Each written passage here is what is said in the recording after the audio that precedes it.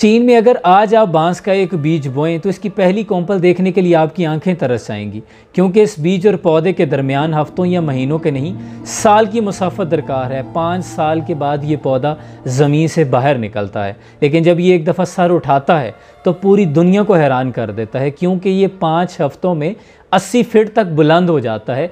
इस तेज़ रफ्तारी से ये बढ़ता चला जाता है। माहिरीन की मुख्तलिफ इंसानों पर हुई तहकीकात और मुशाहदात से पता चलता है कि कोई इंसान किसी हुनर में तब तक कामिल नहीं होता जब तक वो इस पर 10,000 घंटे सर्फ ना कर ले। याद रखें, रातों रात कामयाबी और दीवारों पर रातों रात चस्पा किए जाने वाले इश्तिहारात सिर्फ तमाशे के लिए, बंदर ढूंढने के लिए लगाए जाते हैं।